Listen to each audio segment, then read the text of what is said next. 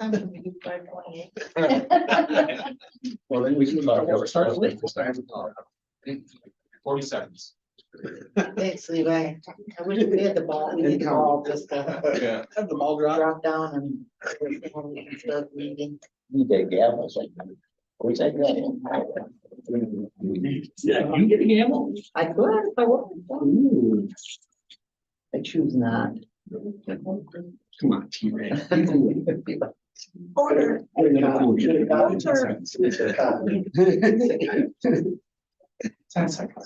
The springs and the bounce. I'm gonna go 5. Yeah. final- Exactly. Yeah, just give me that.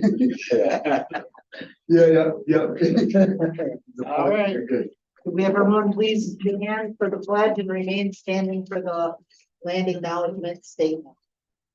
I pledge of allegiance to the flag Of the United States of America and and to the republic for which it stands, one nation, under God, indivisible, with liberty and justice for all.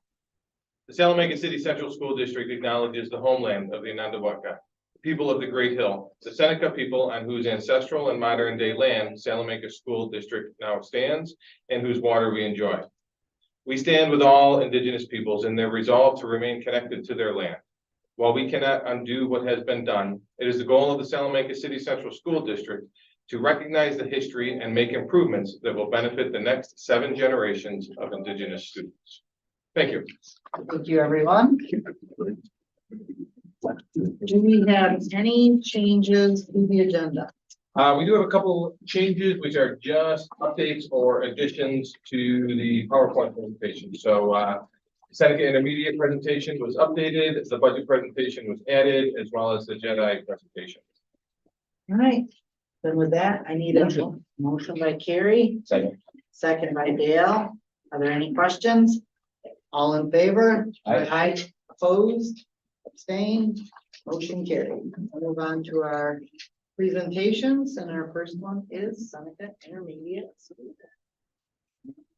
Perfect. B, I don't want to do something. Hello. Sure. Go ahead. So at our last meeting, Mr. Siebert and Mr. Long, sorry about that, and Mr. Long presented all the great things that are happening over at the high school. And tonight we are going to hear from Mrs. Beaver and Barry about Seneca Intermediate. Hey everyone, thanks for having us. I'm Mrs. Beaver. I'm Mrs. Barry. Slide. So every fall, Erin and I and the grade level teachers, we sit down together and we go over state assessment data, the end of midway fall assessment data, and any benchmark assessments that we've given our students in the fall. And the first thing that we do is always celebrate student success and growth. But then of course, we always identify areas in need of development. And some areas that we identified in the fall of this school year was that we really needed to increase our student performance on the ELA and math New York State assessments because we weren't as proficient as we had hoped to be. We needed to increase student independent reading levels. We have a lot of students reading below grade level in the fall. We needed to develop our writing and genres of writing across grade levels. We needed to improve math fluency and computation, and also work on developing our data analysis and our action planning across grades 4 through 6. So the first thing we did was we set a goal to increase our state assessment scores by 10%. And right away in September, we started implementing the following things that you're going to see. So we started with 2 30-minute intervention blocks, 1 for ELA, 1 for math. We added tier 2 push-ins. No, go back, sorry. Oh no, keep going, you're right, I'm sorry. Yep. We added tier 2 push-ins into ELA and math. So our intervention teachers not only pull our students out during intervention, but they also push into the classroom and support with small group instruction. We increased the level of our rigor in ELA with the SAVIS curriculum that we implemented in September. And our teachers are saying that they are noticing a significant difference in the rigor that we're giving our students through reading. So that's really good. We have improved the MTSS process across Prospect and Seneca, so we're more aligned. We have better conversations about the interventions that we're using. We're actually looking at the progress monitoring data and making sure that if a student's been in an intervention for 10 weeks and it's not working, we make the changes. If it is working, we continue, and we're having those regular meetings every 10 weeks. We have been really looking closely and collecting writing samples throughout the school year to identify, are we seeing improvements in our students writing, or do we need to make some changes? We are writing across content areas. We've developed some common literacy language, and we've done some fun things like the March reading challenge that we're implementing for March to just increase some of our student engagement and participation with families. As far as math goes, we have implemented tag math this year. This is actually something that we purchased at the end of last year. And we really started implementing and utilizing over summer school this past summer. And basically what it is a kindergarten through fifth grade subscription that kind of narrows down the focus and really focuses on those foundational skills. It really simplifies the process for students, focuses on some visual models. Building thinking classrooms. I know you guys have heard us talk about that a lot at several board meetings, and that's something that's happening across the district. But they have all of our teachers who teach math at Seneca Intermediate have all been trained in the building thinking classrooms process. And typically with math instruction, it's generally been students mimicking what the teachers are doing. And this allows students to really collaborate and work on the problem solving process together. They have to develop mastery. They have to be able to talk it through with their peers. They have to be able to explain it before they can move on. And then there's differentiated levels of questions that students are solving. So based on if they're able to solve that one, then they move on to the next level. So it really has definitely improved our math instruction and our math reasoning in Seneca Intermediate for sure. As far as extended day, we have summer school. So that's something that's been going on for the past couple of years. We really targeted the students that were attending last summer, and we're going to continue to target those students who are receiving tier 2 and tier 3 instruction, as well as students who are attendance concerns. Those are going to be our primary focus for summer school, as it was last summer. We're continuing our family engagement events. So we're really making sure that we're involving parents in the process of learning. So we most recently had one with fourth grade, where fourth grade parents were able to come in and listen to some of the writing that our fourth graders have been doing. We're getting ready to have one, an upcoming one with our sixth grade math family engagement. We're continuing to recognize and celebrate student growth and performance, and we're doing this in a variety of areas. So not only are we celebrating, we've mentioned the CEO, we celebrate leadership that's in the building, we celebrate student attendance. We just recognized all of our students with perfect attendance for the first semester. And on our last assembly, we recognized the classes that had the highest growth based on their NWEA. So we're making sure that we're highlighting the good things that are happening in our school. We have started a hybrid report card this year. So for the past couple of years, we've been implementing a standards-based report card. And we found that really at the intermediate level, as they're transitioning into the high school, we wanted to make more of a hybrid approach. So now, just recently in our second quarter report card, we implemented where there's now a grade point average for each content area, but then coupled with that, the teachers go through and they indicate how students are performing with designated standards. So it really kind of gives a deeper dive into how students are, what they're mastering and what they need more development in. So it gives parents a better picture. Teachers really have a good solid foundation as to what students' needs are, and the students are becoming more self-aware of where their gaps and strengths are. Power Hour. So this is a continuing after school. We have our Power Hour at all grade levels. So that's just after school tutoring, and there's multiple days that students can stay for extra assistance in both reading and math. And in seventh grade, we also do science after school. In the past couple of years, we've had, we were departmentalized. So co-teachers would teach ELA, and then they would switch, and then they would have a different teacher for math. So based on some of the data and based on the way that we perform, we kind of changed things up a little bit. So now we have self-contained classrooms at all grade levels. So teachers are teaching all content areas, which really allows the teacher to really develop that classroom community. They get to know their students on a deeper level. So that's something new that we've implemented this year. And then we've increased team time for data analysis and action planning. So that's one of our goals that we're working on. And so now every 6 days, in addition to their regular prep times, we've also provided some coverage so that the classroom teachers can meet as a team and collaborate, really go through the process of looking at student work samples, looking at student data, and then developing specific action plans as to what they're going to do moving forward. One of the things we discussed is really the improvement of our MTSS process. So here you kind of have a couple of little snapshots of things that we look at when we bring the teams together. So we meet every 10 weeks.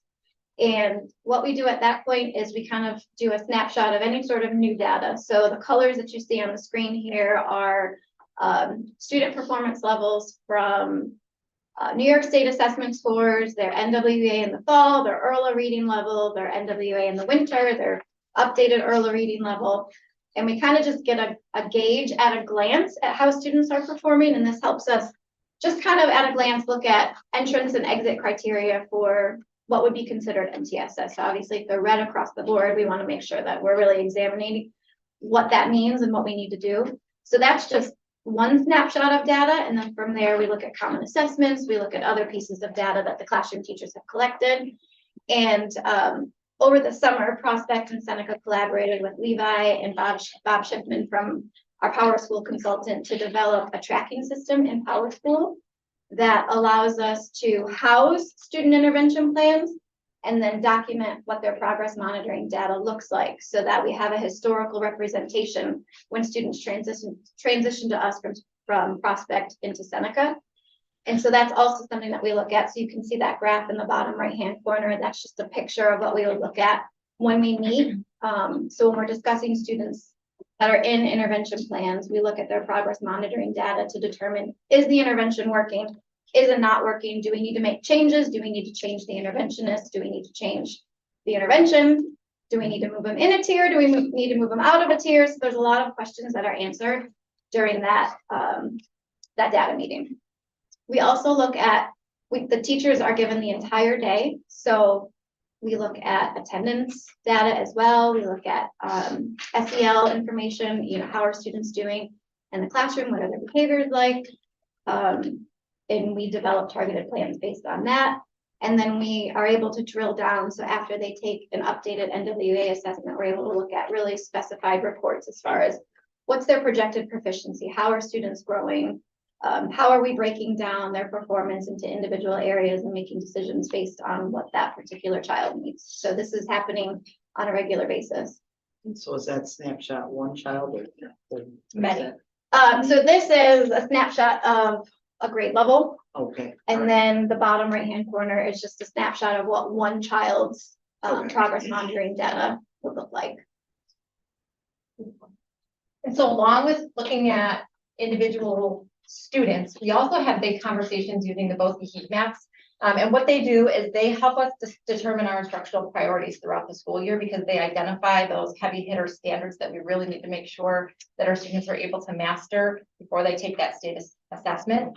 So as a team, we look at the heat maps, we look at the power identifiers and what they've identified as being the heavy hitters on the state assessments over the last 6 years, and we make sure that we're implementing that across the curriculum. But we're also able to, so this is an example down here in the bottom of the power identifiers that they would give in 4th grade. And the really awesome thing that we're able to do at data meetings is say that this standard, determining a theme, is really important. But then we know that students are learning at different instructional levels. So at those data meetings, we can go into the NWA reports and pull up a specific student's RIT score with that standard, and it will tell us all of the things that child needs in order to be able to meet that standard. So we're having those ongoing conversations about at the tier 2 level, but also how can we do better at tier 1 to make sure that we're giving them grade level content and supporting them along the way. So now we would just like to highlight some of the growth that we've seen at this point in the year. So the graph that you see in front of you right now is our NWA reading growth. And this is from winter 22-23 to winter 23-24. So this is each a cohort of students. So for 4th grade, the red bar is where they're currently performing versus where they were in 3rd grade at this time last year. So you're seeing quite a significant amount of growth at each grade level. So we're really pleased with the amount of progress that students are making, although they're not quite at the national norm level, which is that green bar. We know that the students are not performing there, but we are pleased with the progress that they're making, that they are making growth, and we are closing those gaps to get them closer to the national norm. And then this is math, so same thing. So 3rd grade, 4th graders this year, this is compared to their winter of last year, 5th grade compared to last year. This is, sorry, it's kind of small, but this data in front of you represents our students in poverty and their test scores from 2021 to 2023. And we were just really thought that this was a really awesome snapshot of how our students, even though, you know, there's still growth from in 2022, our students in 5th grade proficient was 8.8, but last year we had 14.3. So you're kind of looking down in the green of students that are proficient, and you can see that we're growing each year with more students being proficient. This was an ELA, and this represents a snapshot of a subgroup of students in poverty. You can do the math. And we're the same with math. So I think overall, the emphasis, what we wanted to show with this is that our students are growing with NWEA results. Our students are seeing, you know, we're seeing growth with the things that we've put in place since the fall. And then these last couple of slides just kind of show our CA BOCES region. So out of the 24 districts that are in our BOCES region, this shows our Seneca Intermediate ranking compared to all of those districts. So in 4th grade, in 21-22, we were performing 19 out of 21 districts, and we moved up in ranking to 16 out of 21. So you can see in all of our grade levels, we are moving up in rank. So even though our data isn't showing us exactly where we want to be or where we want to be performing, we know that our students are moving in the right direction, and we're beginning to outperform several other districts in our region. And then same thing with math. So that's really it. We're just wondering if you have any questions, I guess, to just summarize. Just overall, we're being really purposeful in the things that we do. We're having good conversations at each grade level. We're identifying areas of need and concern based on all of the assessments. And we're working towards providing better instruction for our students. So can we go back to the bar graph? I just Sure. wanted to ask. The NWA one? Yeah. Mhm. Not that. Go. That right there. Yeah.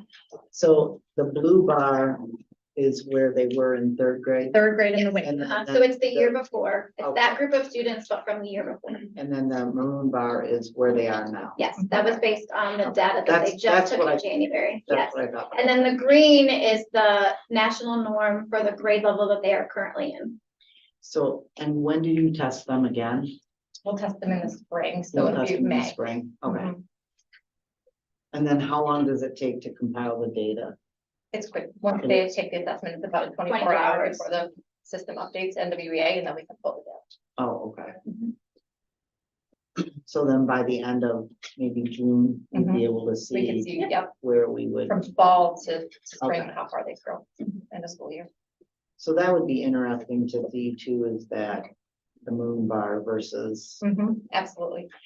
now will your green bar grow also because Yes. of, right? So that's based on expected to nationally grow. where students at that grade level would typically perform in the spring. So Okay. the green bar is always gonna go up, and hopefully we continue to close The gap. that gap. Mhm. Right.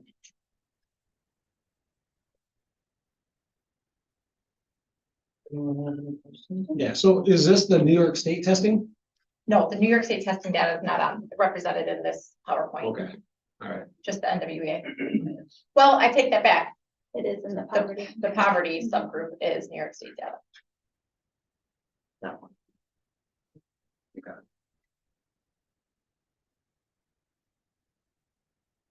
I can speak to a little bit about why this, we know that this is older data. About 2 weeks ago, I was asked to be interviewed on reading or literacy proficiency for students who are identified as economically disadvantaged. And I was under the impression that we were just going to chat about the challenges that students who are identified as economically disadvantaged have with literacy, because research tells us there's a pretty direct relationship between socioeconomic status and literacy levels just across the board. And there's a wide range of factors that correlate and contribute to that. But as we were going through the interview, the gentleman who was interviewing me shifted and said the reason that he wanted to talk with us in Salamanca is because we were one of only 2 districts in Western New York to show significant growth year to year with our students who are identified as economically disadvantaged. So we did a little bit more digging into that, and what you'll see is the top chart is the most recent data that we have. Am I correct with that statement? And then the year below that, the line below that is the year. And what you're looking at is the green.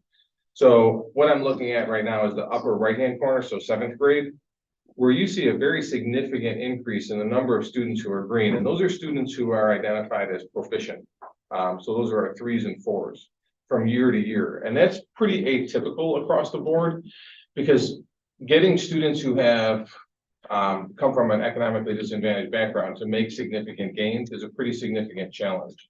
So many of the things that we've put in place, like the extended school day with Power Hour, the MTSS process, the extended school year, those are things that combat what we know happen with students who are identified as economically disadvantaged, right? That summer slide, they're more susceptible to, and as opposed to going back, say, 5 points, which might be average regression, students who are identified as economically disadvantaged may go back 7, 8, or 9 points. So we know that, and that's one of the reasons that we put in the summer school program, and we identify those students who are most susceptible to that regression, and this counteracts that. And then the small class sizes, the interventions that we have in place, and honestly, this data is probably some of the most exciting. It's older data, meaning this is last year's results. But when we break it down and look at it by this particular group, this is very significant, and shows that those pieces and some of those investments that we've been making are really starting to pay off for our most vulnerable students.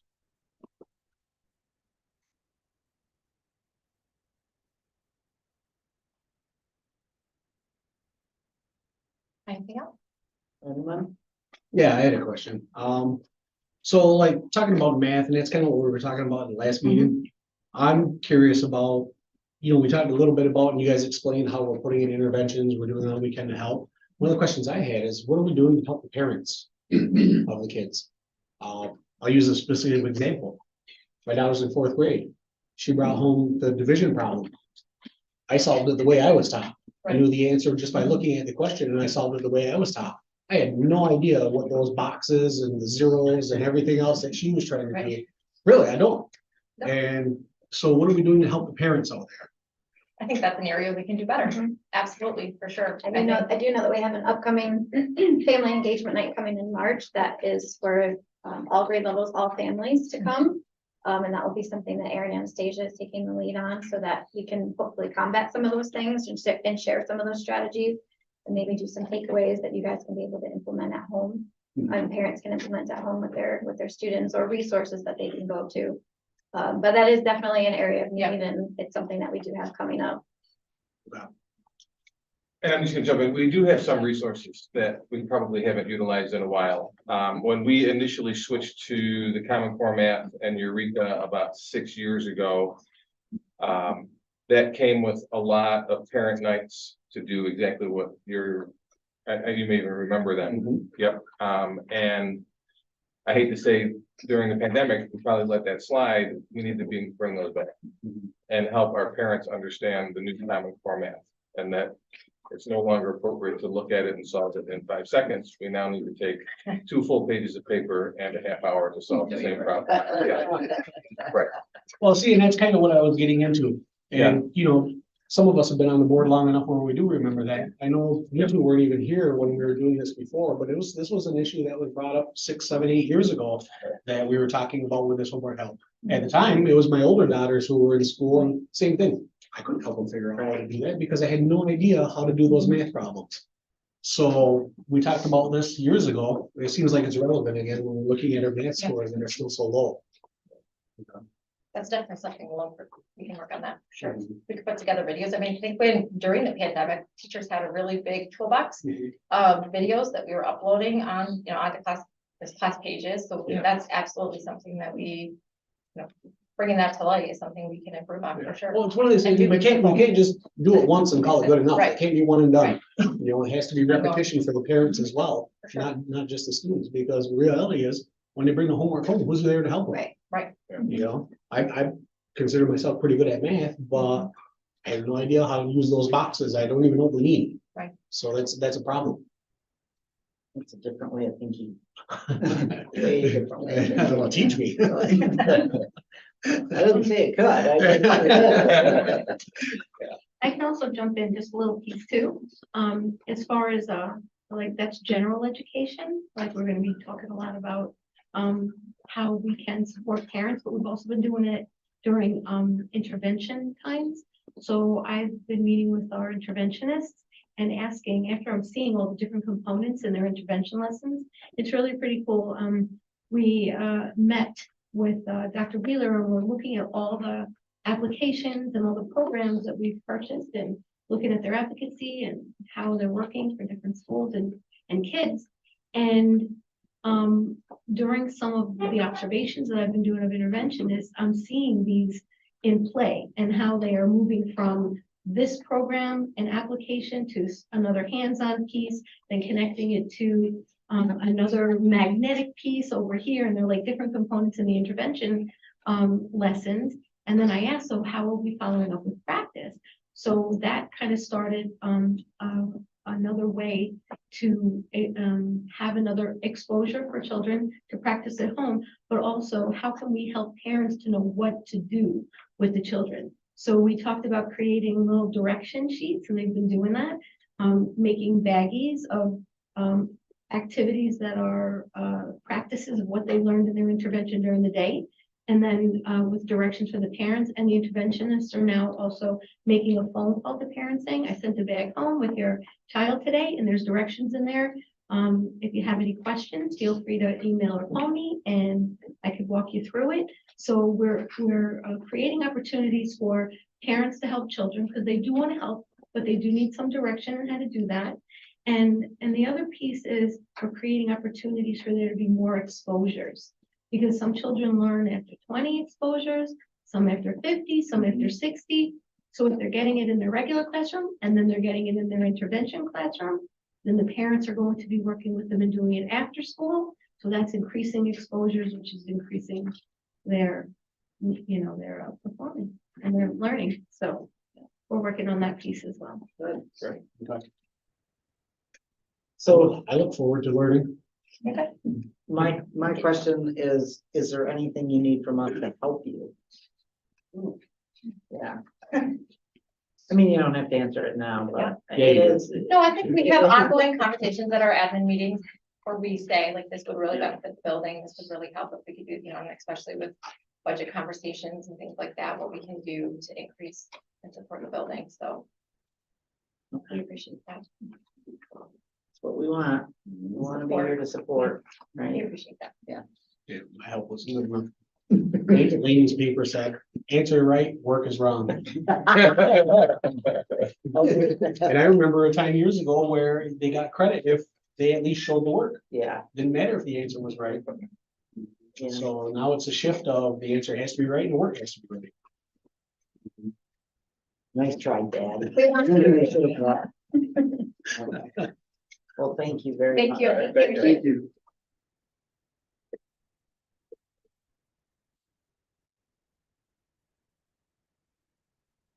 So next we have our JEDI presentation, Justice, Equity, Diversity, Inclusion. Yes, so Mr. Hubbard has been helping us move forward with one of our board goals, which relates around justice, equity, diversity, and inclusion. And thought it was about time for him to show us some of the good work that's been happening. What are JEDI ideas? I left the lightsaber at home. Did you? Yeah, mine's purple. Well, you're getting that one mark right on. More credit. Thank you very much. Ooh, you have buttons and stuff, Levi? All right, that's fine.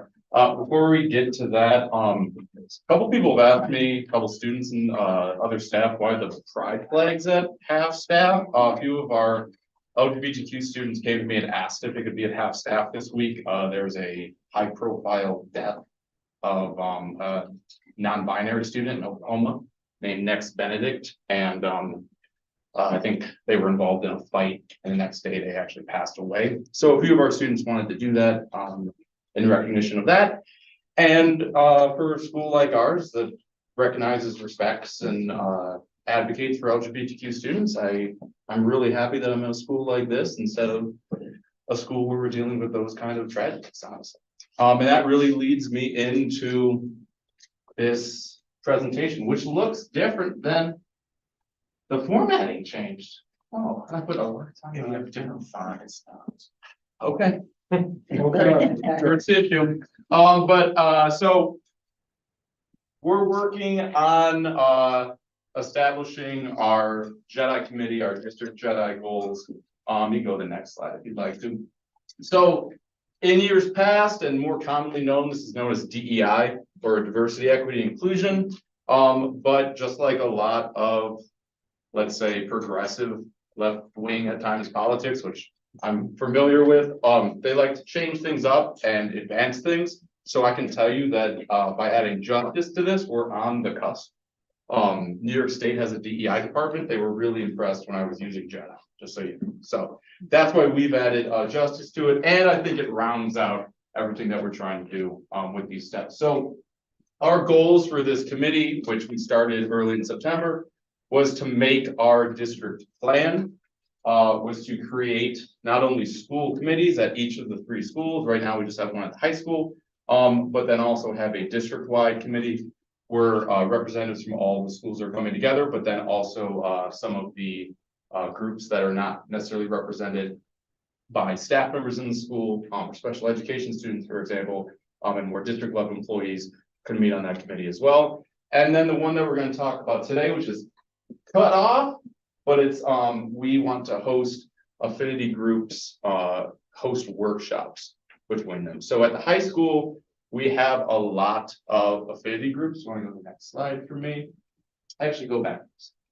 It's all cut off. It's throwing me off. So anyway, we have a lot of affinity groups at the high school. We have a couple students up there that are part of affinity groups, student government, student council, SSA, which is our student activist, GSA, which is our, used to be called the Gay Straight Alliance, now it's called the Gender and Sexuality Alliance. We have a new Black Student Union. So these are groups that are students that have common identities, whether it be ideology or thought or racial, ethnic identities, and it brings them together. And these are spaces where they can meet up, discuss ideas, have a safe space to gather. So by having all of these clubs and groups come together annually, a couple times a year, what we're hoping to do is elevate student voices like we do with every other, it seems, project that I like to be a part of, encourage collaboration between them, and gather qualitative data to help not only build our Jedi plan, but in every other thing that we're trying to do in the next couple of years when it comes to Jedi. One thing that we figured out really early on is these groups, a lot of them are trying to solve the same problem in different ways. And they're working in their own silos. If we bring them together, they figure out very quickly that they have more in common than they do different. And they start really working together and they get things done. So that's one of the big benefits we've gotten out of it. And just for the next slide, I've already talked about it a bit, but this was presented to the students at our first affinity council meeting, which is right here in the LGI. But Jedi stands for Justice, Equity, Diversity, and Inclusion. So anytime we're introducing new terms, I like to break them down. So the first term, go ahead, is justice. So our definition for that we've gathered from the high school committee, which is made up of me, Tony Person, Becky Nannon, Judy Pickett, and Alicia Alexander. So with justice, what we're thinking is to correct the system biases that have led to students and staff being marginalized, being parts of marginalized groups, creating systems to actually address those issues, gather data, and accurate and valid data on that, create the actual plan and then implement it. But it's really important when you're talking about the justice aspect to be attentive, to be proactive, but also restorative. So your restorative practices definitely come into play here, but you're also anticipating certain things. For example, earlier today, I got an email from Dr. Beeler about preparing teachers and staff for Ramadan and how we're going to have students that observe that. That's just being proactive. instead of getting a week into it and now trying to address it then. So justice is a really big part of it, or being proactive is a really big part of it. Also really digging in and trying to find ways that we can gather accurate data so that we can anticipate issues that might pop up. For example, one of the reasons why we have a Black student union is because I had students coming up to me just wanting to participate in things like Black History Month and have a space. And I looked at our data that I was going through, and it said that we only had 9 Black students in our entire district, which is not accurate. So a justice approach to that isn't necessarily saying, why is that only 9? It's saying that's only 9. We know that's not accurate. How can we be more proactive in the future to make sure that we have accuracy in those numbers, but also to provide support for the students? Which brings me to the next point, which is equity. So there's a debate right now going on of whether we should have an equity-based approach or an equality-based approach when it comes to, I mean, really everything. And I love the picture up on the board for this, because equity is recognizing that everyone has different circumstances and that we need to allocate our resources differently in order to get our students and staff and everyone else to have equal opportunity. This does not mean equal outcome. It means that you have the opportunity to reach an equal outcome.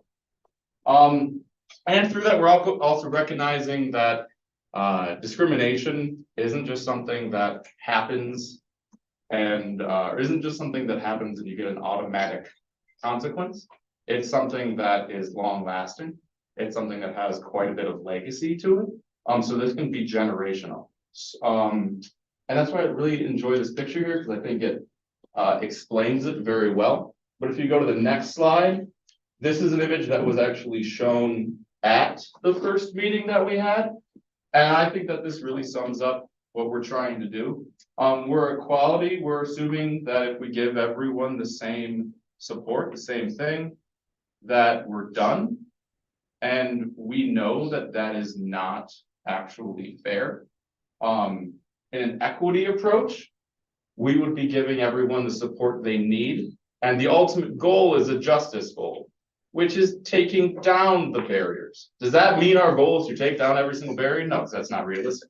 But we are always looking to take down the barriers that would get in the way of our students having a fair and appropriate access to education.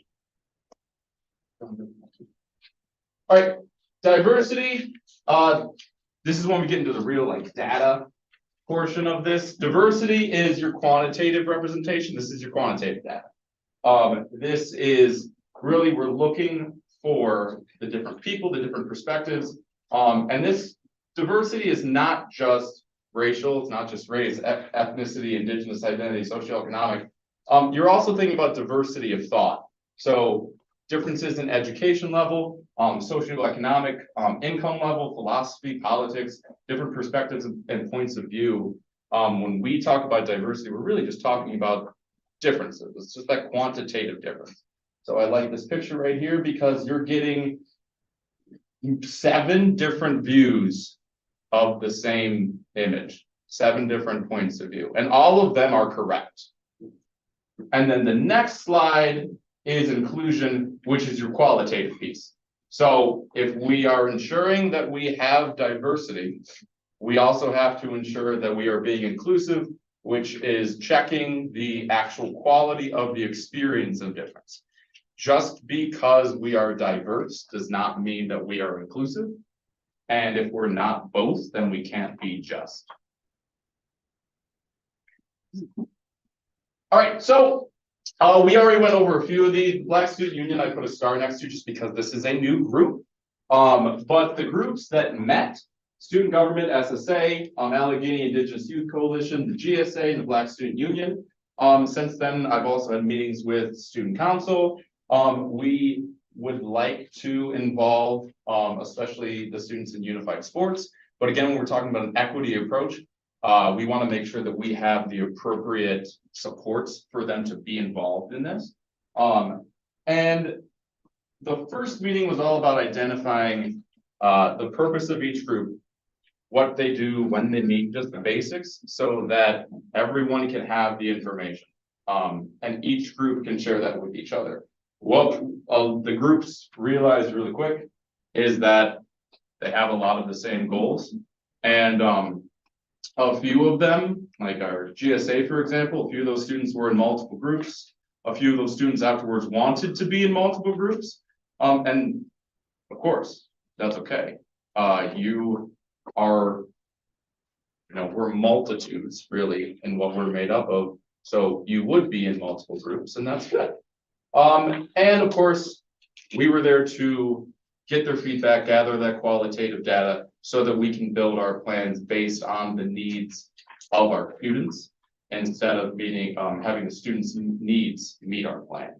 Next slide.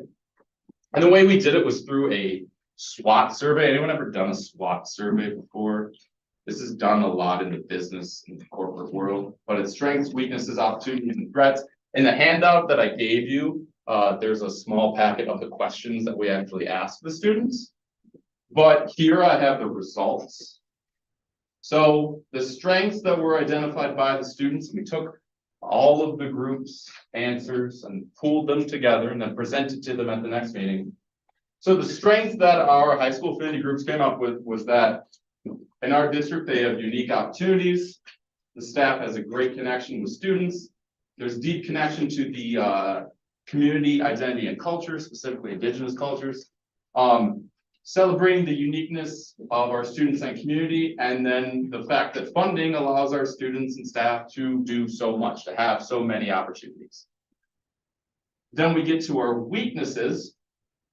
Weaknesses identified with the students were favoritism and privilege, a feeling of a lack of safety, that a lot of students just didn't feel comfortable in the school, which I think goes along with the lack of safety.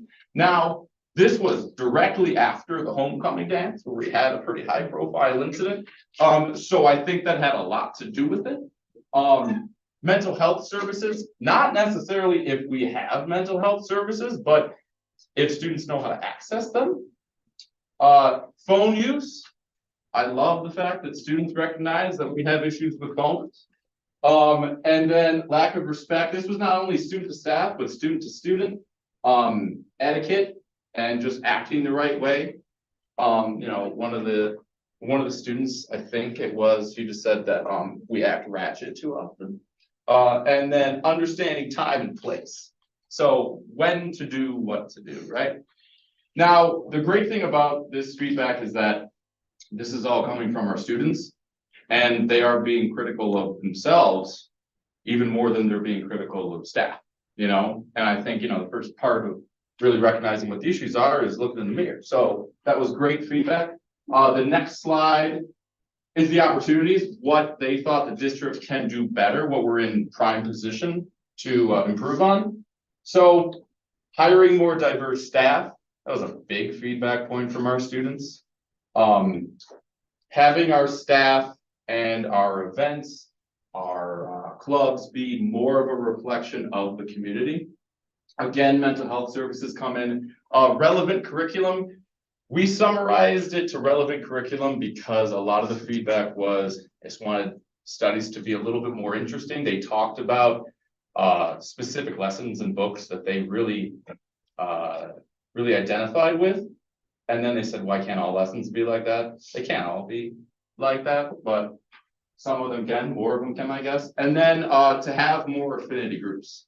This is how the Black Student Union started from this feedback specifically. I think we had 5 students that were part of that initial meeting that afterwards says we want to have a Black Student Union. So that's exactly what we're looking for. Excellent. And then the threats. So the threats, we did not have them answer directly. We didn't ask them, what's the threat you feel at the school? That's not how you gather that data. What we did is just the general feeling, the general consensus, taking a lot of that data and really trying to synthesize it and analyze it. What are we looking at? So the threats, the things that the students were worried about down the line, this could become a big problem. Safety. Now, again, this is right after homecoming. right? Students pressure to be overly involved. The students that are involved in everything are involved in everything. And a few of them up there probably talked to you about this.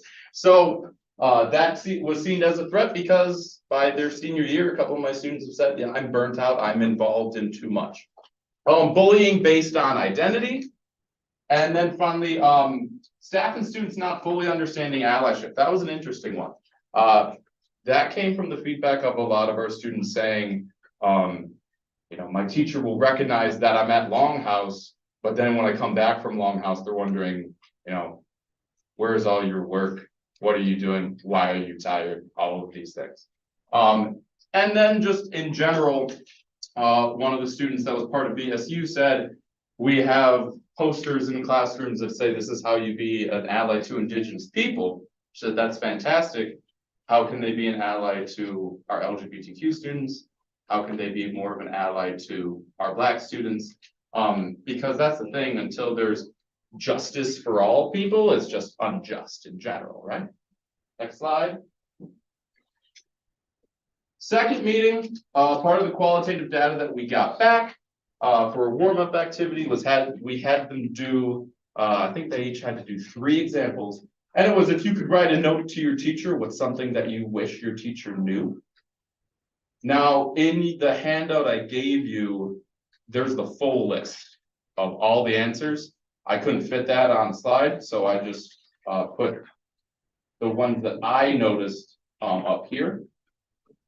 But things I wish my teacher knew, the ones that stand out to me are, what should I say? That I need to be told I'm doing good just as much as I need criticism for my work, so that want for positive feedback.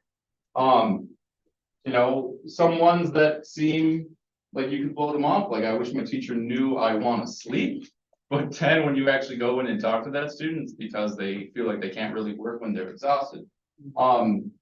Things like I don't like people. I wish my teacher knew that I feel like a stranger. Those are big red flags when it comes to how our students are actually experiencing school. And that, of course, goes to that qualitative piece of do they feel comfortable? Because we know if students don't feel comfortable, then it's not a positive learning environment for them. And all of the results are in the handout I gave. The next slide. All right. From all of that initial data and other research that the committee did, we were able to come up with the 8 goal areas that we're going to build the plan off of. And the ones in light blue were addressed by our students in that second meeting. So the goal areas that we came up with create a justice, equity, diversity, and inclusion culture, addressing the classroom curriculums, elevate and support student voice, support and celebrate student diversity, family community engagement, recruit and support diverse staff, professional development, and then the last one, create equitable and anti-discriminatory administrative practices and policies. That's built directly off of the board, one of the board goals, which I think was to review 6 policies a year. I don't know if there was a number on it. My head saying 6. It's 6. All right, good. Next slide. And this is some of the ways that we did it. So that second meeting, each of the affinity groups took a chart and we're asked these questions: how should our schools support student diversity? And these are some of the answers that they came up with. So we see equal treatment. And I'm having trouble reading the rest of them, which is why I typed them up. But if you want to go to the next slide for me, we have more examples right here. Taking feelings into consideration. Racial slurs towards Black students.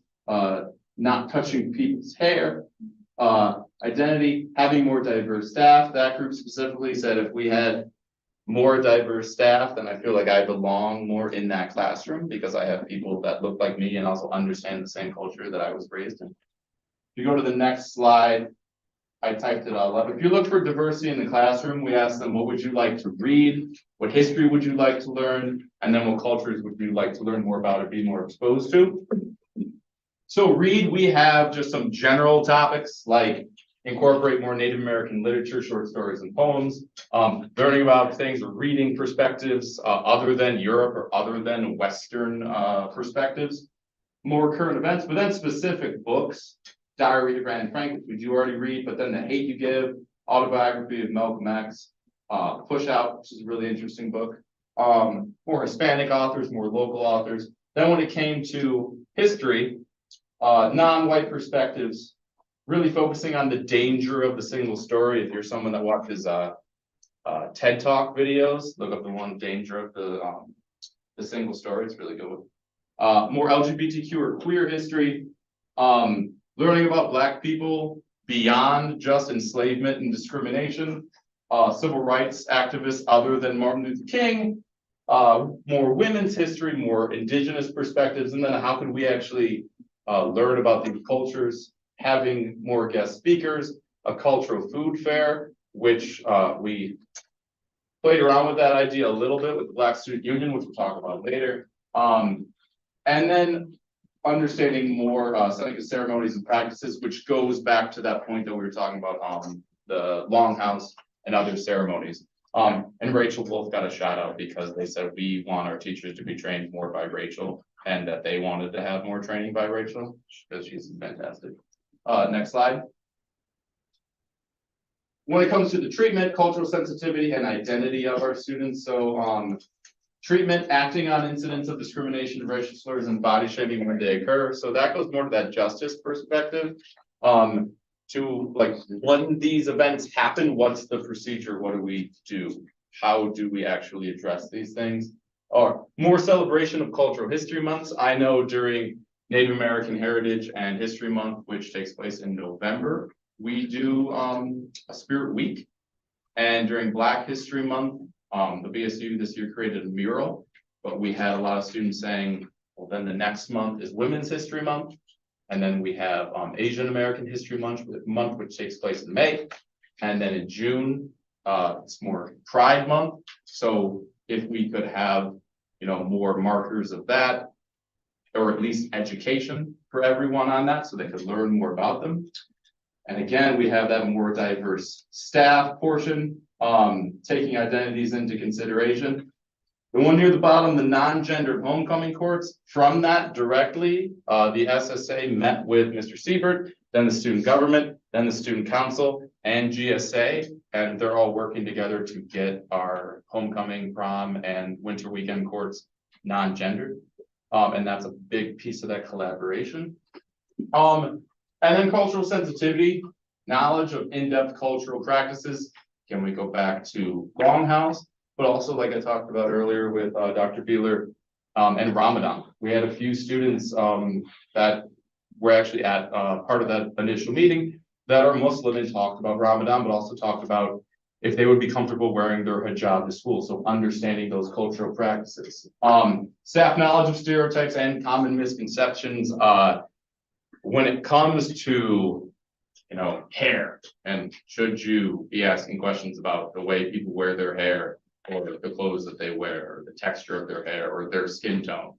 And then identity. A big one was correctly pronouncing people's names, whether it be, their Seneca name, or whether it be a name that they are now going by because they might identify as something other than the gender they were assigned at birth. Maybe they're non-binary.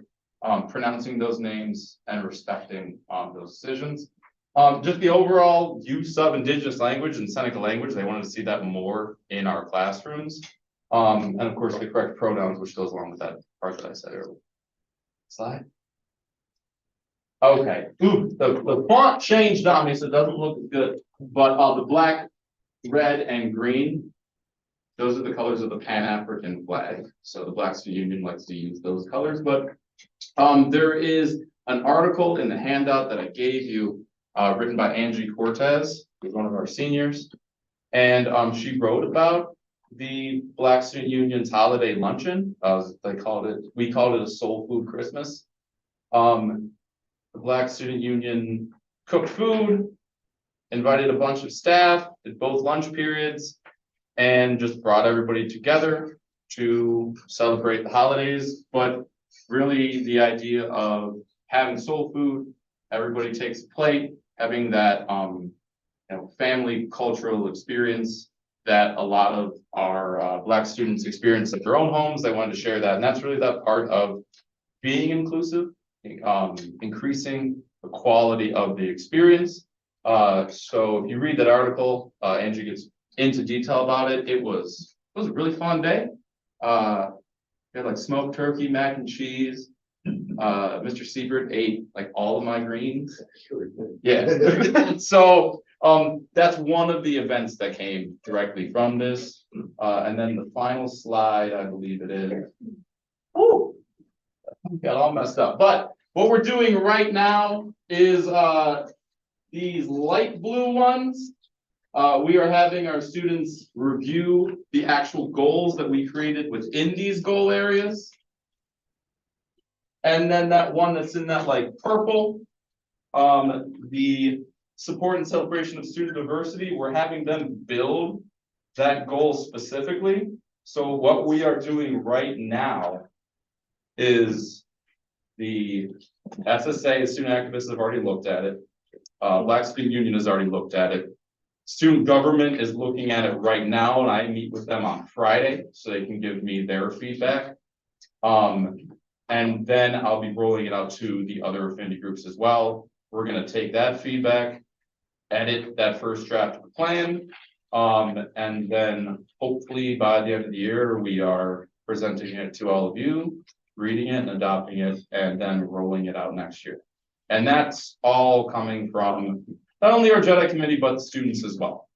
Without that feedback, without that qualitative data, we're not making a plan that fits the needs of our students. And then it's not going to be something that's that would be successful in the long run. So that's what we're hoping to do. All right. Are there questions? Sorry about the font. That's really annoying. We didn't even notice. Looks different than So, I was. like, grade total, how many kids are you working with? Right, so in the first two workshops, and I have the attendance there, I think the first workshop, we had about 35 students. Second workshop, we had a little less. One of the issues with that is the times that we can do this, because we are taking them out of class, they're doing half days. I think our attendance on half days is about 70%. So that really limits it. Also on half days, that's when we plan for other activities. So that first one was not only that event going on, but there was the job and career fair at the high school. So that limited a lot of our students. So we're looking at about 30 to 40-ish students. The good thing is, we're not having that actual like committee meeting to go through the JEDI plan. I think what that's going to allow is for the groups to take their time and have all members look at it. So we'll have more students involved in the process. But what I'm hoping in the future is that we can do more of these meetings, that it becomes something that's more regular. That we're not just saying there's a half day coming up, we can pull all of them now. So we'll have more students involved and get more of that data. Yeah. Okay, is that across the 4 grades? The students? Yeah, well, in 8th grade too, yes. Oh, and 8th grade. And 8th grade, Okay. yep. Now we're, it's right now, I think we have lower numbers when it comes to involvement in a lot of groups and, clubs and such. But if that goes back up, we'll have more there. And I think by having these committee meetings, what I'm hoping is next year, before we start any of those meetings, all of the data that I was able to get in that first one, where it's what's the purpose of the club, where does it meet, when does it meet? I can roll all that out to all of the homeroom teachers, first week of school, so that students get a packet on, these are all the things you can be involved in, because we have so much stuff for students to be involved in, and a large amount of our students, 2:30 hits, they just go home. Right. Well, that brings me back to, just like I said to Seneca, what can we do to support it? Because when I look and see our weakness is lack of safety and kids not feeling comfortable, as a board member, I want to know what are ideas from the kids that we can do to make them safer. Right. What do they see that the school's not doing from their perspective to make them feel that they're not safe or not comfortable. And how do we address some of these weaknesses from their perspective to Right. make sure that we're doing what we can to help support them. Honestly, I think the best group to talk to when it comes to that is student government. Student government is very thorough. They meet with the administration quite a bit. I think they're meeting with Dr. Beeler on Thursday about these issues. So that's a great group for this. But really I think when it comes to student safety, as far as what the board would do, we have to remember that this was done right after homecoming. So that, I think that had a big impact on it. But also when you have high profile cases of school shootings and mass shootings and stuff, it doesn't matter what you do, it might not impact the feeling of it, and the comfortability. From my civics class, I think it came out last Friday in the Salamanca Press, because I have my civic engagement class doing op-eds. Bella's op-ed was in the paper, what, 2 weeks ago? Yeah, but they're writing op-eds, and one of them is about school shootings. So this is something that's on students' minds all the time. So honestly, I don't know if there's. That's interesting you say that, because I mean, this is something that we talk about a lot, and this Yeah. is something that we spend a lot of time and implemented. And as adults, we understand that we have armed sheriffs in the building. Mhm. Now we have an armed security force. Mhm. And again, as adults, we understand that's a deterrent. If a rational human being thinks that you have somebody there armed to defend the building. Right. Are there chances of coming here less? Yeah. Oh, yeah. But when you talk about the students are, Right. you know, feeling threatened, feeling concerned about the safety. That's concerning to me, obviously to Teresa as well, and I'm sure the rest of you Yeah. guys. So Absolutely. that's something I wanna, like, you mentioned this was right after homecoming. Mhm. What do you think the temperature is right now on safety? If you were to do this again right now, would that still be one of the main concerns? I don't think so, but again, I think quantity wise, no, but quality wise, it depends. If you're asking specific students, it's something that gives them anxiety regularly. And I really encourage you, read the op-ed that Chloe wrote. It was in last Friday's Salamanca Press, because she gets into it. And, if we have discussions in class, especially in that civics class, because we have two students that are doing research specifically on gun violence. One is doing it from the perspective of mass shootings and concerns about them, and then one is doing it from the perspective of gun rights. And when we talked about her op-ed yesterday in class, both of them said that this is something that is concerning. The reason why she's writing about it is because she is afraid that something like this could happen in schools, and she wants to know why these things are happening and what could be done to prevent it. And the other student has the exact same idea. He wants to learn about gun rights in order to protect himself if something like that was ever to happen. But yeah, it's a great question of if we were to do this same thing now, what would be the feedback? And I think, if we're looking at that quantitative data, it wouldn't take too much work to do a school-wide survey to see, what the overall temperature is. I do think that homecoming had massive impact on it. For a week, that's all that our students were talking about. But now it's definitely less, but all it takes is one thing. Super Bowl parade, what, 2 weeks ago? That was discussed in all of my classes, brought up by the students. And we talked about it yesterday after reading that op-ed, and the biggest concern there was like, well, if they'll do it at the Super Bowl parade, when won't this happen? So it's something that's definitely on the mind, and I don't know. Yeah, we go over security, the SROs, we talk about the drills we do, the big community-wide, lockdown and active shooter drill that we did, that I got to star in. That was fun. But we talk about all of these things, and yet it still is a concern of our students. That's interesting. Well, for me, is there a concern out there because they don't understand what we're doing? Like you just said, you know all of that, and the students understand all of that too. What we've taken in, or do we need to do a better job of making them aware that these are the steps? You got the contract.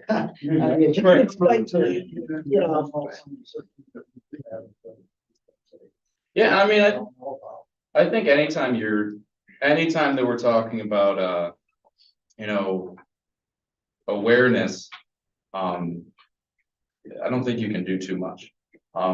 Something that my friends that were running for office in November, they said, if you have to explain something, you're already losing. So if we every time have to go through, well, the district's doing this, and this, and we go through the process, we're already behind. The students should just be aware of what we're doing from the jump. So if they're not, that means that we could do more. So I think, And I agree with that, but that's the thing, though. I guess my impression was that everybody was aware. You walk past the armed people when you come into the building, every single time you come into the building. How can you not be aware of these, that's kind of interesting. when I can tell you from another, the other perspective on that, seeing armed security might make certain students more nervous because now it's something that's right in front of me. Then it's a threat. I can tell you from my perspective, for example, when I'm at a Bills game, I'm super comfortable until suddenly now I got to go through metal detectors and I'm thinking like, oh man, maybe somebody does have a weapon, maybe somebody does have a gun, and then I start thinking about it. So it's always a different perspective of that security versus freedoms and safety. I think we also have to think about that schools in general, we've all been through many traumas, and we kind of feel everybody's traumas when that happens. So even though we're doing a really good job here, I mean, it's been noted by visitors and, security, but when students have experienced trauma either in their own life or through friends or through TV or media, whatever, that trauma doesn't always go away for everybody at the same time. Which is it's something that's kind of always there, and they're wondering if it could happen. I think we're doing a great job here. And I know a lot of students feel that way too, but I just don't think we could ever discount what the effect of trauma. Yeah. Well, that's why I think that SWOT survey was really good. I love that approach because that last piece, when you're really doing that evaluation, that protocol, you're trying to anticipate what could be a problem in the future, which, a lot of times by that you anticipate certain problems and then the problems actually are different, the ones you didn't anticipate, right? But the fact that we get this feedback, this is the stuff that we know, I would say that's a good thing because now we can do something about it instead of all of the information that we didn't know beforehand or that we don't know now. Well, and that's kind of where I was going, is not maybe that the board can do it themselves, but we want to make sure that the kids understand that if there's something that we need to help put in place so that they feel safer, that we understand what that is and can work towards doing that if it's feasible and makes sense. Absolutely, and I think the more we do to elevate student voice, Right. the more feedback we're gonna get, and then it's gonna seem like, oh wow, we have so many more problems, but now that information is actually coming to you. The first couple meetings of Black Student Union, a lot of it was just feedback from our students on issues that they were having, dealing with things like implicit bias, with things that they saw as discrimination, being uncomfortable, not seeing representation in their classrooms and curriculum, just different uncomfortabilities that they had. All of that was coming out, and I had a few conversations with other staff about it, and a few of them were like, wow, it seems like since we started the Black Student Union, we're experiencing so much more racism against Black students. No, we just know about it, right? Right. So I think that the fact that we have data that tells us we have students that are feeling uncomfortable and unsafe in the school, I think the fact that we're getting that information is good. But now what do we do about it? Well, that was my next question, is how are we getting that information back to administration? Is it gonna funnel through like student government to say, with meetings with Dr. Beeler, hey, these are areas that we feel need to be addressed, so this is ideas that we would like to see, like you talked about the curriculum and books and different things that they can read, you know, is that something that, okay, Jedi's bringing it, but student government's gonna be the lead as far as being the communicator to funnel to you, so then you can funnel to the principals, so that you can work with Dr. P, so we can build, you know, curriculum around where we feel it needs to be. Or maybe we need to put more supports in place for students to feel safer, or whatever it is that's where I'm leaning is, okay, we've got this great group and we've got these ideas, and like I've said, we want to know problems if they're out there, because how are we gonna fix them if we don't know about them? What's our step between knowing about them, and getting them communicated to be able to put a plan in place? That's where. And I think student government is probably the best group for that, but I also think, one of the things I want to do with the committee is actually set up the structures to address these issues. If you want to actually change something in school or schools, right? Because right now we're just talking about high school, when the ultimate goal is to roll these things out to all of the schools, you know, in an appropriate way. But if you want to change something, what's the avenue? Is it student government? Is it Dr. Beeler? Is it Mr. Siebert or Mr. Long? Is your teacher?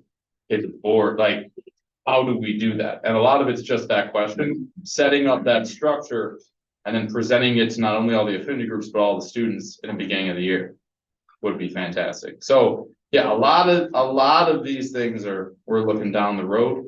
You know, and when it comes to the plan, that's really that first step. We have a district Jedi plan, then from that, we can start really rolling all these things out. But I'm thinking to me, it's, you know, 3-year plan. 5. Yeah. Well, I love your presentation, and I can tell you put a lot of work into it, and it's good. It makes me look at things with a different lens, which I always like.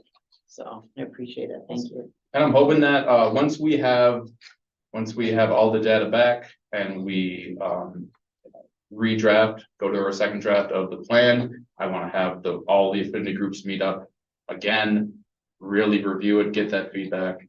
So hopefully we'll be getting more data to present to all of you. You can always come to a board meeting. I love it. Well, Robert, Yeah. before we give the round of applause, you've been recognized for several things and have been asked to do some speaking engagements. Can you talk about those a little bit? Yeah, so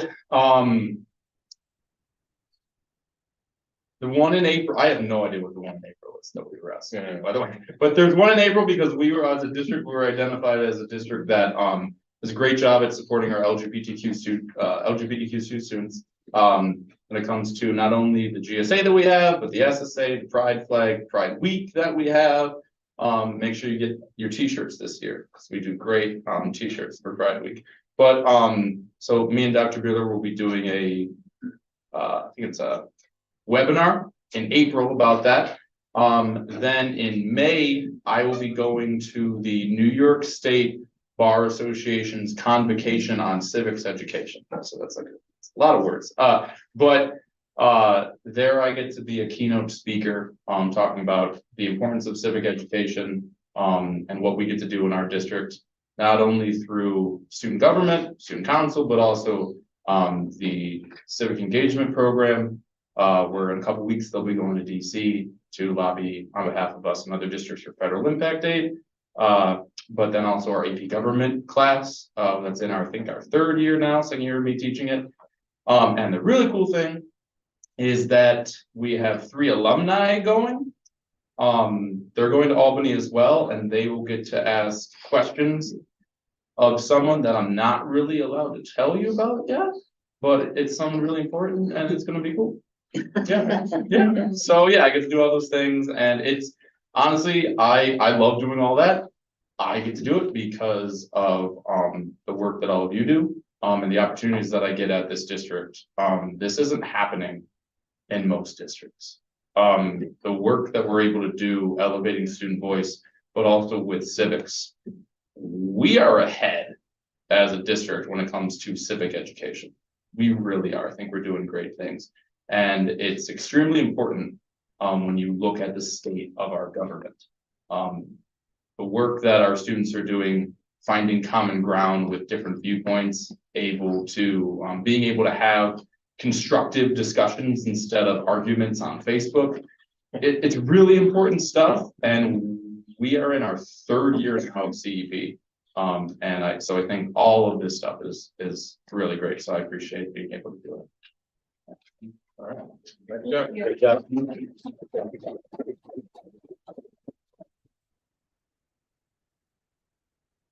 All right, good luck to everyone, Gary. I was just gonna say, it's gonna be fun following that. Oh, no, this is a good job. Right, so this isn't as exciting as Justin's is. They're not cool as Justin. So, me again. Okay. So last time we took our first look, this time we're looking at, district office, facilities and transportation. To date, we have 15 retirees. So far, we got a couple more days if, anybody's giving their notices, so. Mark and I and Camille will be having discussions on which of these are going to be replaced as is, or if they're going to be replaced, slightly altered positions, et cetera. So there's 15 of them, which I'm surprised of, and, things we still don't know. Who knows how much the state is gonna give us for the budget, because the school districts that did not get increases in foundation aid are raising hell, which they should. We were not one of them, so it's kind of hard for us to voice that opinion when we did get a $2 million increase. It should be raise. Nice to get a $2 million raise. Additional retirements, like, again, we don't know how many are going to be replaced as is, or if we're going to be, adjusted. The other things that come into play when somebody retires is the retirement award, which is $1,000 for every full year of service that they put in.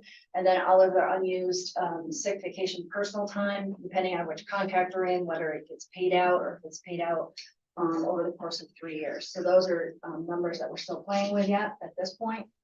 SSO is still in negotiation, and so is confidential managerial. So those are all the unknowns that I know about, if that makes sense at this point. So this is the first look at the expenditures. This literally is, and I'm still not done hammering things into Envision. It's taking a long time this year because there's just seems like there's a lot more stuff for some reason. So this is raw data essentially. So district operations, so let's see what I talked about. Board of Ed, we're looking at like a 30% increase, and you're like, what are we doing? Reason being, I took a look at some of the things quickly today just to see where, why is it so high? And that's primarily because of travel, because more of you are interested in attending the different events and conferences that we have. So we have to make sure that we have sufficient funding set aside for that. District clerk looks like it's dropping about $10,000, and that's because of advertising. We had put in 15 for the last couple of years, but we've not used it. So I did drop that one down and looking at it.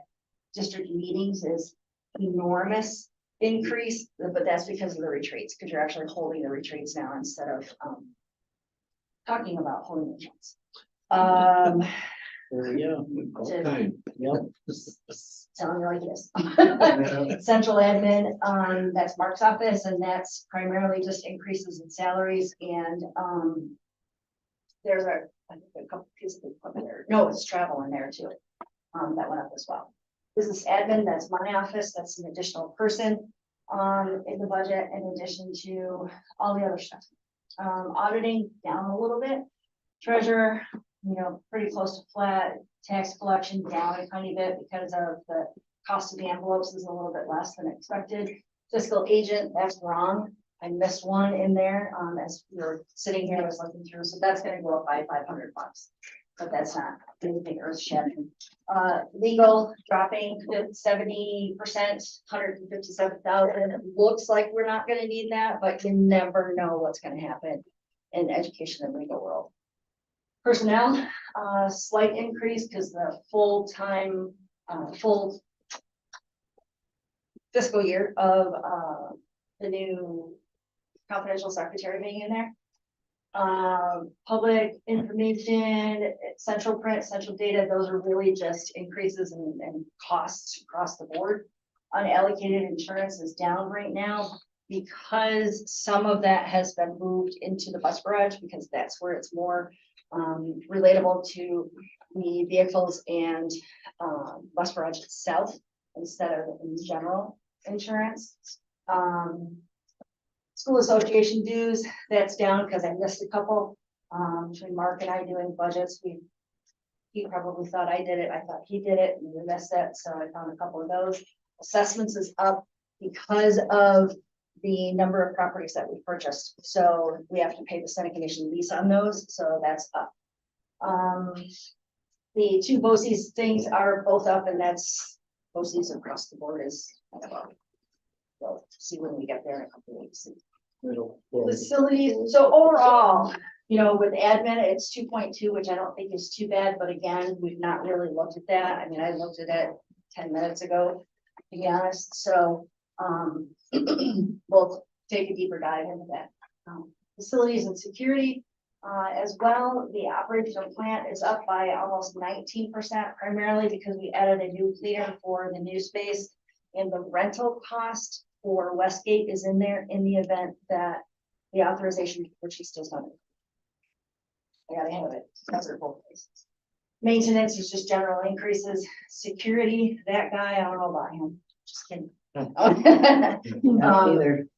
Security is looking at purchasing, or wants to get like a gator and a very expensive printer for the IVs so they can go through all the swipes that we need and potential segues. So those are the things that we're looking at. And then the cost of the, like we just talked about security, the cost of those pieces is enormous.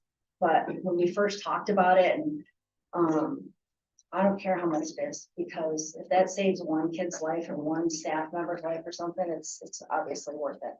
But those are, you know, between the SROs, the first response and Zero Eyes, it's a pretty penny for security and safety.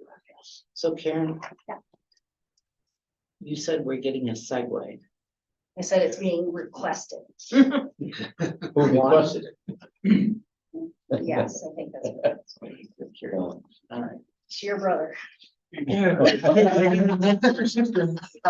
a board president segue, come on. Now we're gonna have segues.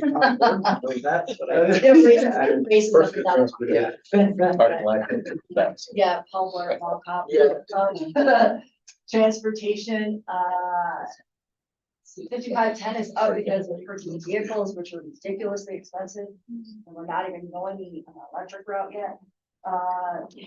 Garage building is up primarily because of insurance and the inclusion of a full-time mechanic that we only had partial last year.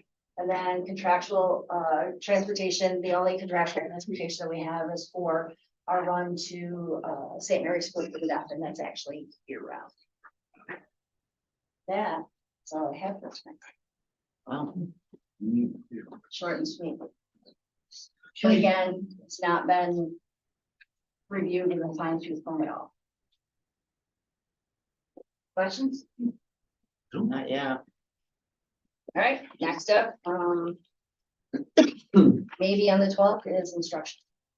Aren't you flying back on the 12th? Yes. I land at 5 o'clock. Wow. Who's gonna do your presentation? To do it on the drive back. Yeah. I'm just curious. Okay. I mean, I'm just asking the question. Oh, yeah, I know, I don't know. Well, we'll put you in the land at the end of the Yeah. agenda, that way you got plenty of time to get here. All right. We're gonna be on here. Get your baggage quickly. as possible. No, I'm not gonna check it. It's $45 or $40 to check that. You're on the wrong side. On American. I think. Does anyone else have any questions for Karen? Thanks, Karen. Thank you, Karen. Karen, you're a wonderful.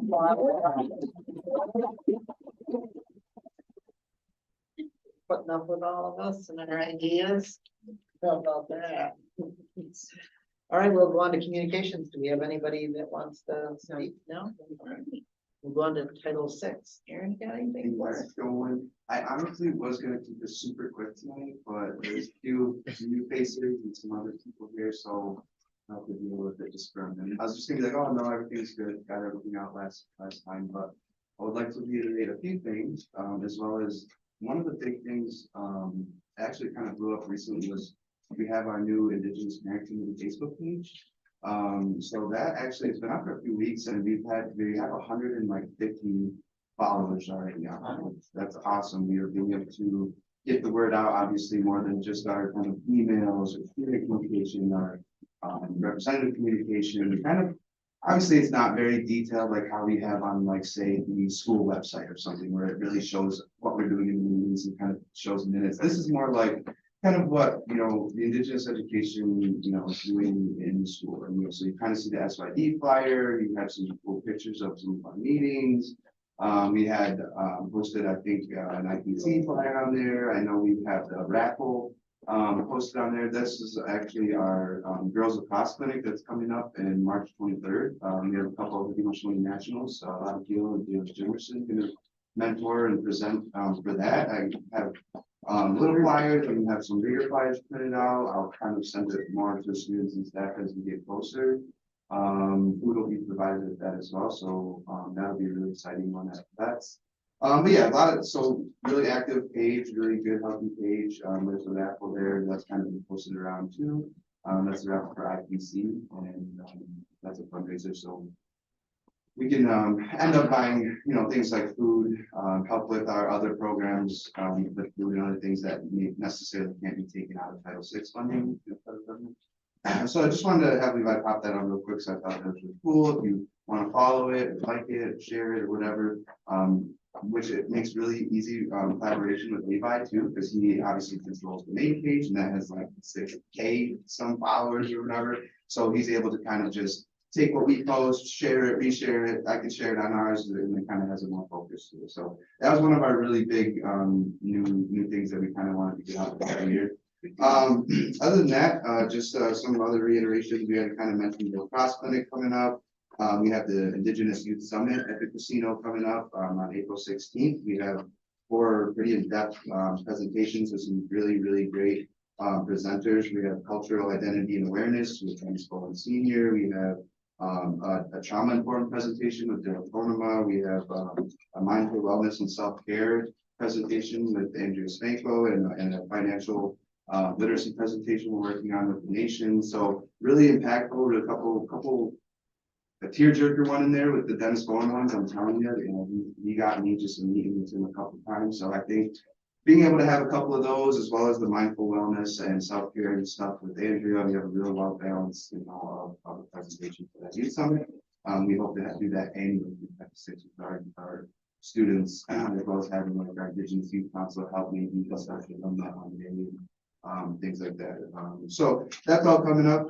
We have the Gunungan trip, overnight trip coming up with the Seneca History class, May 30th. We have I have caught a couple students that are here from Indigenous Youth Council, so I was like, is it okay if you guys want to present for a few minutes? So I don't know if I want to swing it, I'll swing it to you guys if you guys have a quick update on the We're thinking about doing a new logo for the new shirt. So we'll hopefully get that done and get orders together. So make sure you guys can have a big shirt. We're thinking about also doing an MMIW presentation if everybody's up to doing it. So I would like talk about that a little bit more. And then we also are talking about a city trip here soon. We're taking a city trip to is it the American Indian Museum? Yeah, the Great American Indian Museum, and just some other things to look at, just to kind of get our just like knowledge about history also, but just so we can get like more education, so we can inform other students on culture and history and stuff like that. It's going. We're also thinking about getting another name changer soon, so there's that update as well. But other than that, we're just kind of just keeping things rolling and trying to do little bit things here and there as we can go. So that's all I would have. Yeah, I appreciate it. And there's a deal here, again, with the local thing, it's really important because, you know, again, even with the name change that you guys see for the past years, it was the Allegheny Youth Coalition. And so that kind of thing, we're really trying to find that identity, right? Find this group, find what, you know, with the pandemic and all the different groups and cohorts and different advisors actually even that were had their hands in this, I feel like we'll be pretty solid in the next couple of years. So really coming to grips on what their name is comfortable with and this logo now that really kind of gives them something that they can look at where, you know, you can wear it around, you can you know, post it and things like that. So that kind of gives you that identity. More than maybe we've had previous. And then the MIIW t-shirts has always been a huge sale, I think, for the school for years. So that'll be fun. I think they're coming up with a design. I'm going to have that presented probably pretty soon. I think in our next meeting or maybe the one after. Start rolling that out, get that going for a fundraiser. And then yeah, the big talk was to try to put together a presentation, whether it's on a half day or something. A presentation. The hard thing is coming up with exactly what we want to present, I guess, with the English Council, because MIW is huge. It is very, you know, big in the indigenous community in the country, but it also isn't that prevalent to our territory, to our peoples, you know, as much as it would be maybe in the Western tribes and things like that, that don't have the city and the law enforcement and the luxuries that we do have here. You don't see as much of that. So really coming to grips with what we want to present, how we want to present that, you know, getting the confidence in the students to get up there for maybe 5 minutes with some their own, you know, research and details and description or something like that. Or I told them if they want to just do all the research and everything that I can maybe do the presentation or something if they're not coming. But I'd really like to encourage them, obviously being the student base, is to get our voice out there in the way we want to project it, right? And the way we want people to feel how it impacted us. So we're working on that. So thank you guys for being here. I know it wasn't necessarily for that, but I can get that update out. Other than that, our next IPC meeting is March 13th at 6. And we just I met with Mark yesterday to submit our Easy Part 1 for year 24-25. It's the school count portion of following the application for 24-25 years. So in a couple of weeks now that that's certified and submitted, we'll get kind of the fun part. We get to see the money that we get, and then the hard part is really coming to details of how we're going to spend that down with IPC and the outline. So I wasn't going to give any updates. So I'm sorry. Good. Yeah. So there you go. Kind of keep it quick. Thanks, man. Appreciate it. Thank you very much. I appreciate that. Good work. And we appreciate hearing from the students too. So thank you. No, that's always nice. Yeah, enjoy that trip. Yeah. NMAI is pretty awesome. I was just there last August and they have a lot of good exhibits. Show students like what you can do in that group too, just like get us out there more too, because we don't have a super big group, which is kind of fine with us. I think we kind of like a more intimate group, which is kind of nice, but just more to get our name out there and learn and get more education. So yeah. Network, collaborate. Yeah. Love it. Nice. We'll move on to central office message. So Karen, you got anything else you want to add? Nope. No, I'm good. Okay, sweet. How about Dr. B? Sure. Have a few things to share. In spirit of increasing student performance with excellence in teaching, the principals and I were working diligently at looking at our different buildings' schedules and what our learning blocks look like. ELA blocks in one school, 90 minutes, and a math block, 60 minutes. What does that look like in across all three buildings? So we're looking for consistency in building and increasing blocks when there are challenges with students who are still learning to read while they have to read to learn. So we're examining schedules and what we can do to increase instructional time. Also across mathematics, instruction, science, and social studies as well. We're also talking about time on text, which is really important. For students that read below grade level, they still they still need the opportunity to read grade level text, to be instructed in grade level text, and we're talking to our teachers about the professional development needed to be able to bring that content to students who are reading below grade level, so they're still getting grade level text across curriculums. They also need to be an instructional level text. So we're in talks now administratively about how we're pushing that out to teachers, that awareness of where students learn best at their instructional level, and how we're mindful of having instructional level text available to increase comprehension, but how not to forget to keep those grade level texts going as well, and giving all students access to that information, even though they may not be on grade level. I'm continuing work with our Native American curriculum team to support the integration of history, language, and culture. As you know, they have been recognized for creating standards that even New York State and our people who came to this from New York State were very impressed with. And Andrea and I have been talking about creating now ELA standards, Native American ELA standards, P to 12. So we're working on that.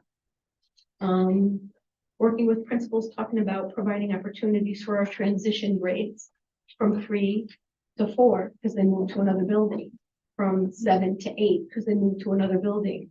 We want to make deliberate decisions, intentional decisions, for our faculty to meet each other and collaborate. And this is where our kids are in 3rd grade. These are some of the things that we do. These are the things that are working well.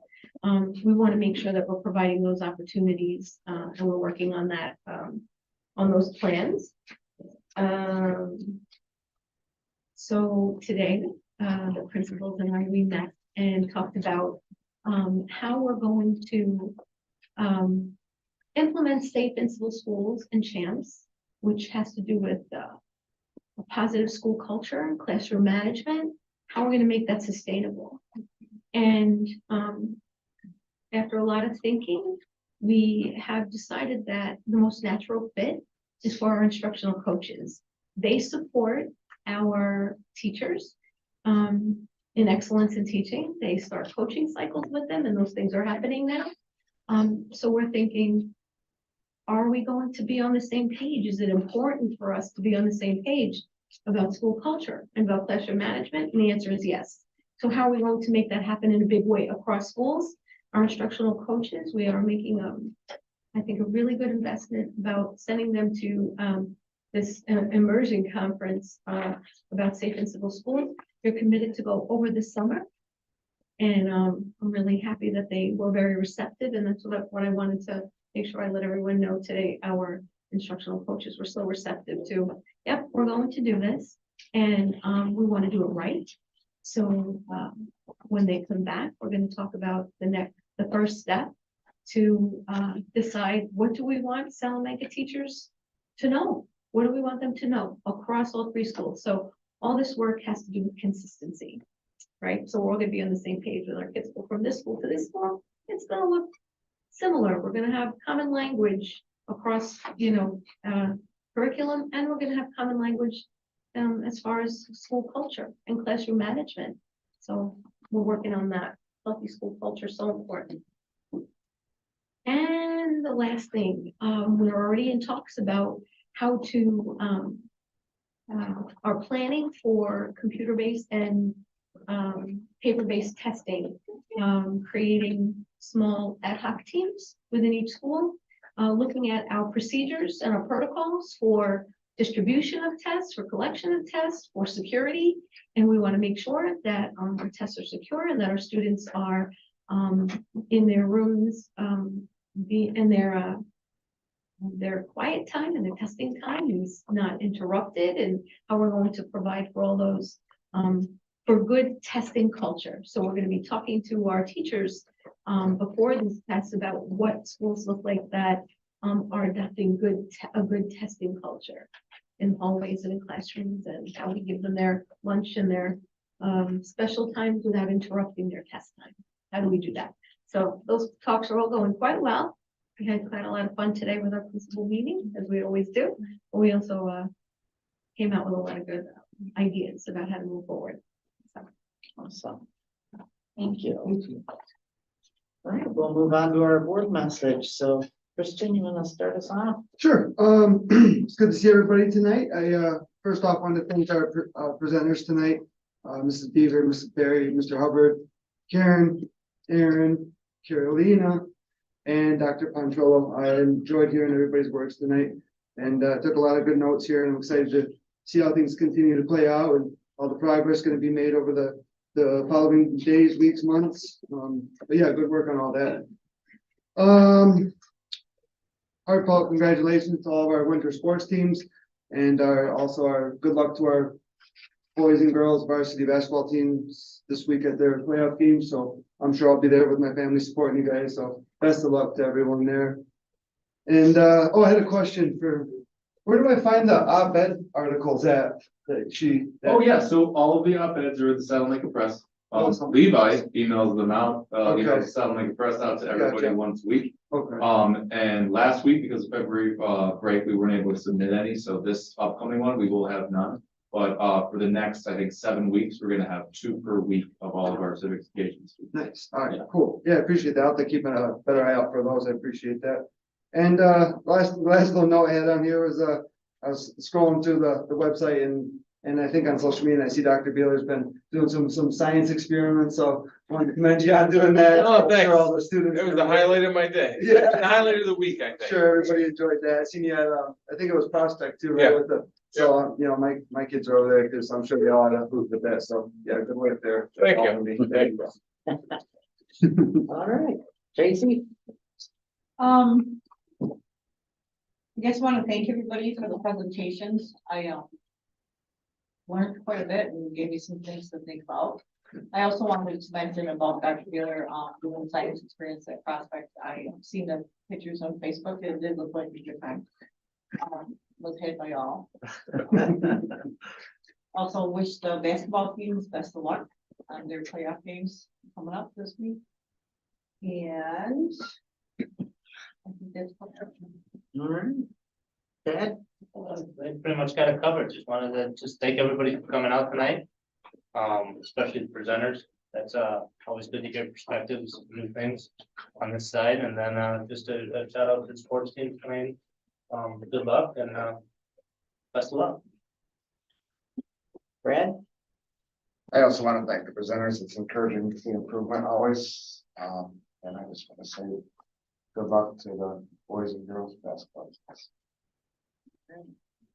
Dale?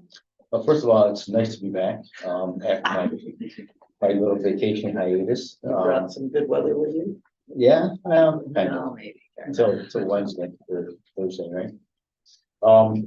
But it's never the same being on Zoom than it is live. You know, it's much nicer to be here. To see everybody's smiling faces from the front instead of the back. Thanks to all the presenters. I'd be anticipating the new data coming up from the spring assessments to see our growth. That would be impressive. Justin, thanks for giving every student a voice here in the building. Thank you for all that you do. And I want to thank everybody here, for what they do day in and day out with students. Whether it's teachers, admin, TAs, cleaners, everybody. And good luck to the boys and girls basketball teams. It's nice to see some representation from Saddle Lake. Thank you. Gary? Yeah, as always, thank you guys for everything you guys do. Appreciate it. Every day, appreciate it. You guys are doing great things for our kids. So, anyway. I guess I can't be left out here. Yeah. Good luck to our basketball teams. Come on, ladies, go get them. Big night. All right. I'll keep it short. I'm good. I'd also like to say again, thank you to the presenters. It's good to hear what's going on in the buildings and, from your perspective. Again, I'm gonna say it, if there's something that you need from us, please let us know so we can make our district the best place possible. Sounds like we do a lot of great things, but we can always improve. So if we need to improve, let us know how we can improve, because we're always trying to get right to the tip of that top of the roller coaster, but we don't ever want to go down. No, we want to just keep almost right to the top. So let us know how we can keep striving to be there. Again, good luck to the basketball teams. I didn't get to the girls' basketball team game last week, but I did get to the boys. And I am going, hopefully, I'm not gonna wood if payroll can finish tomorrow. Be in Jamestown to support the girls, and then in Buffalo Thursday to support the boys. So good luck, go Warriors. You're making us all proud. And it's really nice to see that we have such a great group of athletes that aren't just great on the court, but off the court as well, too. You guys are proving it, so good job. And with that, I'm gonna. No, and just, they say you are what you do, and, I think tonight we saw across a variety of spectrums, a lot of positive things from our core mission of academics to one of our board goals around JEDI. We know our athletic teams are doing well. And that really is a reflection of the adults that we have and the students who are doing the hard work. So it's really an awful lot to be proud of. And I know pride runs deep in Salamanca, and every time I sit and I listen and have the opportunity to engage with people in the community, or like the Friday before break, I got to do some of my old science demos. That was by far, I had more fun than the kids did, I think. So that was great. And right before that, we celebrated attendance at the high school with a breakfast. So there are a lot of positive things. There's always more work to do, but there are a lot of reasons to be proud to be in Salamanca. Well, I am. I'm wearing red tonight. Showing my support. Okay. Well, with that, we will move on to the consent agenda. So I need a motion to approve the consent agenda. Motion by Christian. Second by Brad. Are there any questions? All in favor? Aye. Opposed? Abstained? Motion carried. Under old business, we have policies 3420, 6170, 6190. So we need a motion to approve those policies. Motion by Tracy, second by Dale. Are there any questions? All in favor? Aye. Opposed? Abstained? Motion carried. Item A is a revision to our school calendar for 23-24, making Monday, April 8th, a full day off. So we need a motion. Motion by Carrie. Second by Dale. Are there any questions? All in favor? Aye. Opposed? Abstained? Motion carried. Item B is our contract with First Response. So that contract runs from March 1st of 2024 through February 28th of 2025. And it's in the amount of $325,352. So when you guys are talking to your JEDI group, let them know that we do take security very, very seriously here, and we want our kids to always feel as safe as possible. So when you look around and you see the different levels of security, know that we're trying to do everything we can to make you feel as safe as possible. So with that, I need a motion by Carrie John. Second by, is it Ed? Brad. Second by Brad. Are there any questions? All in favor? Aye. Opposed? Abstained? Motion carried. And we also take food seriously too. So item C is our brigade contract. And that runs from February of 24 through June of 24 for $16,500. So we need a motion to approve that contract. Motion by Dale. Second by Tad. Are there any questions? All in favor? Aye. Opposed? Abstained? Motion carried. Item 8A is our personnel consent agenda. in item 8B, we need a motion to approve all of the items in 8A. Second. Motion by Tad, second by Christian. Are there any questions? All in favor? Aye. Opposed? Abstained? Motion carried. Do we have anybody we'd like to introduce, recognize? We do have a couple of new employees we want to recognize. One thing I do want to acknowledge is, Dr. Hayes, who is here this evening, who has identified that he is looking to retire at the end of this year. So congratulations. There'll be we'll get you back, with the other retirees to formally recognize you, but we can't let this moment go to thank you for your service and continue for the rest of the year. So thank you.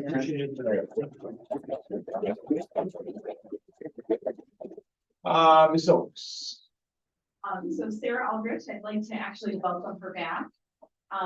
Sarah, I know she's on there. She's been at the last few board meetings. There she is. So I worked with Sarah the first year that I joined the Salamega team.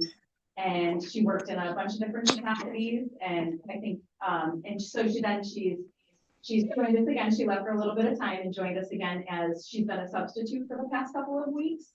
And then now she's being appointed as the teacher's aide in our new 611 classroom that will be at Prospect this March.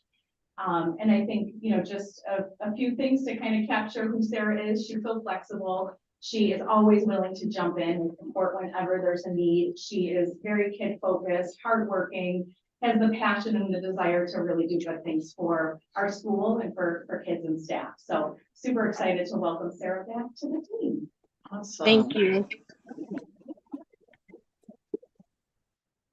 Let's see, is there anyone else over there? No. Okay. I do believe that we have hit everyone else that I see here or online. There are several permanent appointments, a couple new additions, a couple people returning to the district in a different role, but we will make sure that we welcome them when we see them in person. Okay. And we'll move on to item 9, which is our board information reports and discussion. So we have our minutes from Indigenous Education Committee on 2/14. And our second reading of policy 3420, 6170, 6190, which we heard. Our upcoming events, our next Board of Education meeting is the 12th right here at 5:30. The Indigenous Education Committee meeting is 13th at 4:30. My birthday's not on there, but it is March 15th. I'm celebrating for you. I saw that, no, I thought it'd be on here, but it's not. And then the 19th is our finance meeting, which will be Zoom. And with that, we need a motion to go into executive session for the purpose of superintendent evaluation by Carrie, second by Dale. All in favor? Aye. Opposed, abstained, motion carried. Thank you all for coming. I'm not going to take any action when we come back out.